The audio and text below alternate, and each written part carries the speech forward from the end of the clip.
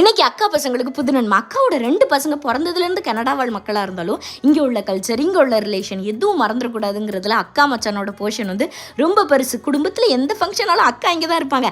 அதனாலே அவங்க ஃபங்க்ஷனுமே இங்கே தான் எடுத்து பண்ணிச்சு.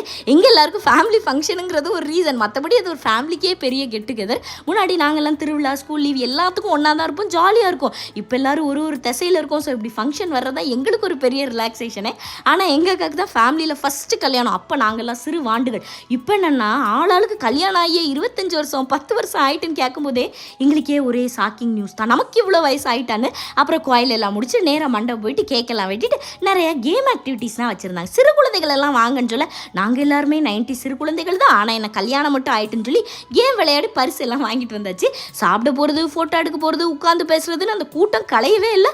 கதைகள் நிரம்ப நிரம்ப பேசிக்கிட்டே தான் இருந்த மாதிரி இருந்த பிரிய மனசே இல்லை யாருக்கும். அடுத்த ஃபங்க்ஷன் சீக்கிரம் வைங்கன்னு சொல்லிட்டு எல்லாரும் கிளம்பணும்.